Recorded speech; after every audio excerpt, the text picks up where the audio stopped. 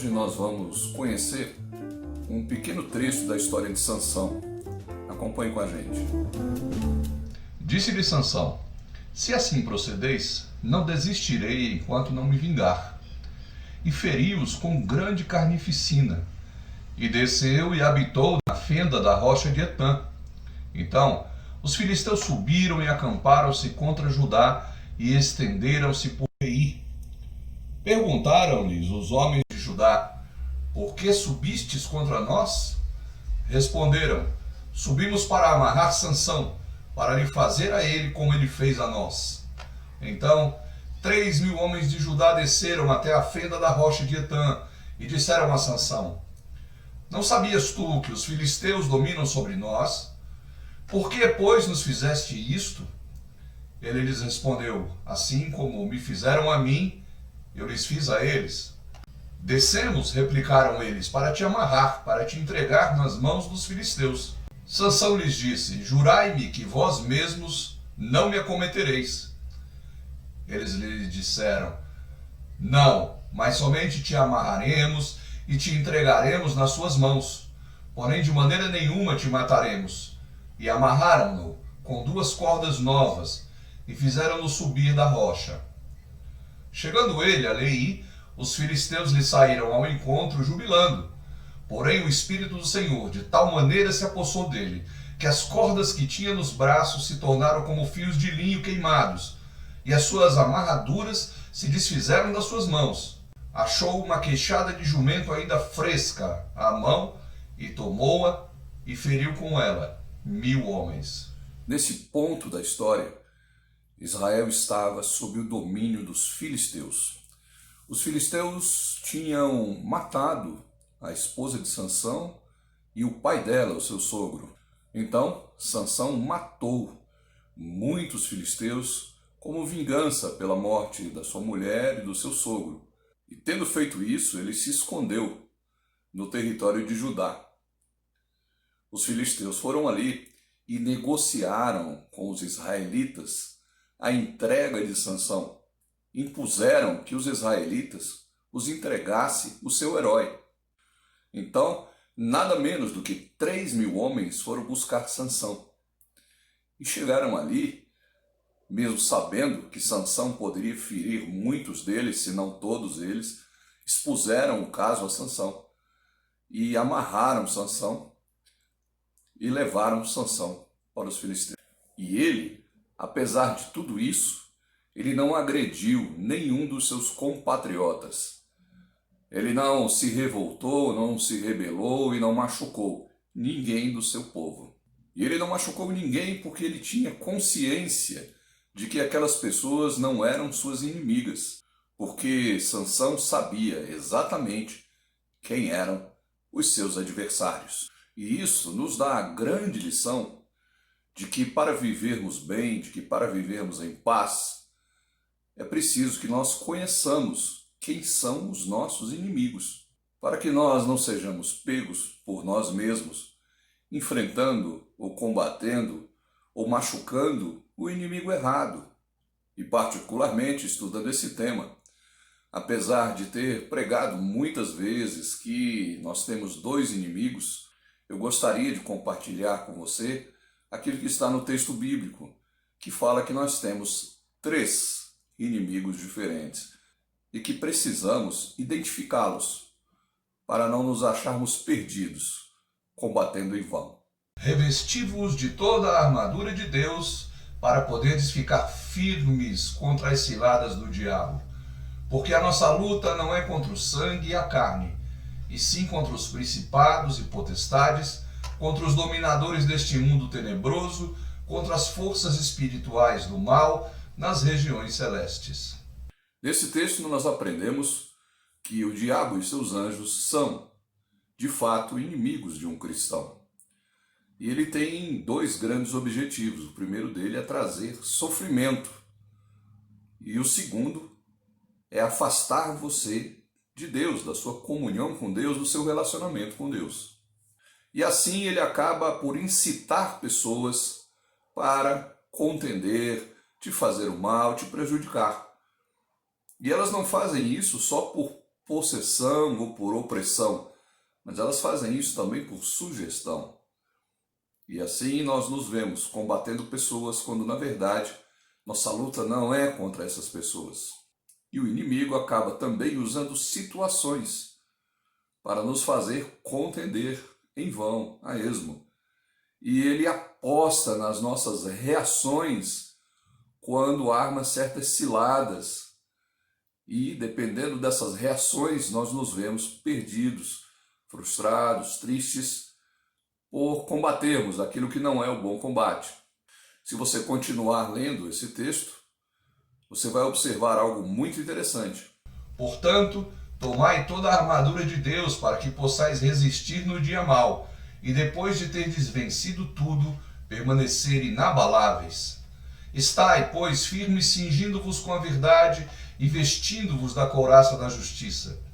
Calçai os pés com a preparação do evangelho da paz, embraçando sempre o escudo da fé, com o qual podereis apagar todos os dardos inflamados do maligno. Tomai também o capacete da salvação e a espada do Espírito, que é a palavra de Deus. A armadura descrita neste texto é composta pela verdade, pela justiça, pela paz, pela fé e pela palavra de Deus. Mas não é só o diabo e seus anjos que se constituem como nossos inimigos. A Bíblia também fala de um segundo inimigo. Porque a carne milita contra o Espírito, e o Espírito contra a carne, porque são opostos entre si, para que não façais o que porventura seja do vosso querer. Paulo fala nesse texto que o nosso inimigo também é a nossa natureza carnal, a nossa natureza humana, que às vezes age por inveja, às vezes nos faz sentir preteridos, rejeitados, injustiçados e acabamos por machucar o próximo baseado nessas premissas.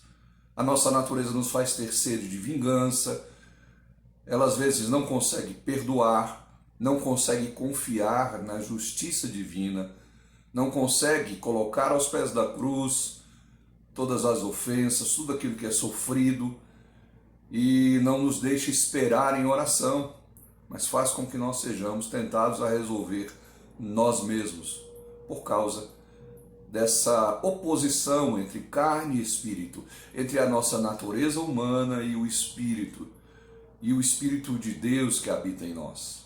É essa nossa natureza que acaba por desejar o mal ao próximo, indo de encontro aos ensinamentos de Jesus. E além desses dois inimigos, o diabo e seus anjos, e a nossa natureza humana, há ainda um terceiro inimigo citado nas Escrituras.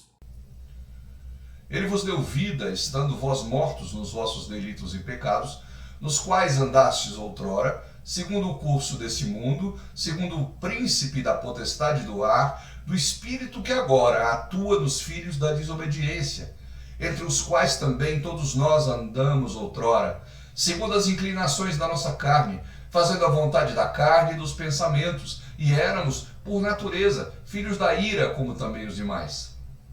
Se você acompanhou o texto, você pode deduzir que esse inimigo são os valores humanos, são os valores da nossa sociedade, são os valores do mundo contemporâneo em que vivemos, aonde há um incentivo à esperteza, a ser mais esperto que os outros, um incentivo ao egoísmo, um incentivo à desonestidade, um incentivo à injustiça.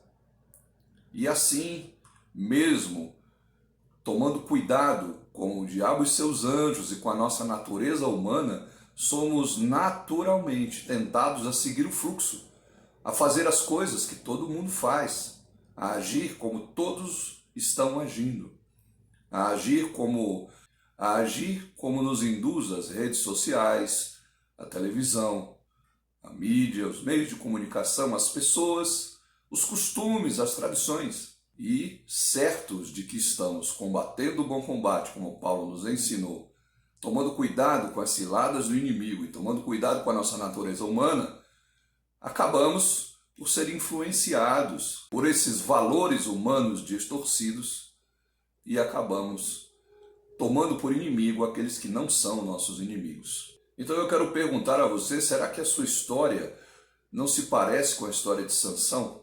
Talvez você tenha sido traído por alguém próximo. Talvez você tenha sido traído por alguém que você estava até ajudando. Talvez alguém tenha te decepcionado, agindo contra você, tramando contra você. Será que você não tem perdido o seu tempo e perdido suas forças em batalhas inúteis? Será que você não tem lutado contra o inimigo errado? E será que, assim como Sansão, você conhece o seu real inimigo? Então eu quero convidar você a fazer uma análise mais profunda da sua vida e da sua situação e descobrir qual desses inimigos tem agido contra você. Se o diabo e seus anjos, se a sua natureza humana ou se os costumes do mundo, os costumes da nossa sociedade, os valores humanos. E ainda quero convidar você a aceitar o sacrifício de Cristo na cruz e seguir os seus ensinamentos, que, sob orientação do Espírito de Deus que nos é dado, pode nos dar sabedoria e discernimento para discernir esses inimigos. E assim, a exemplo de Sansão, você não fará mal aos que estão do seu lado e poderá receber de Deus a força necessária para o combate. Paulo nos ensina que as armas da nossa luta não são carnais, mas são poderosas em Deus. Que Deus abençoe sua vida e até o nosso próximo vídeo. Hoje nós temos uma vinheta nova. Essa vinheta foi gentilmente cedida a mim pelo Jonathan Lopes, da Garden Music School. Ele fez um improviso em cima do tema Impressions, de John Coltrane, e ficou muito legal. Ele fez isso lá no estúdio do Luca Reis, que fez a produção, fez a captação, e eu quero agradecer ao Jonathan Lopes. A Garden Music School, que é a escola do Jonathan, tem uma página no Facebook, e logo na abertura da página você tem os instrumentos que são ensinados ali. E tem também o endereço no Instagram, e você pode chamar no inbox dessas duas redes sociais e participar dessa aquisição de conhecimento em música. Você vai se sentir muito satisfeito com o serviço feito por ele ali. Então aqui, de público, meu agradecimento ao Jonathan Lopes e à Gardens Music School.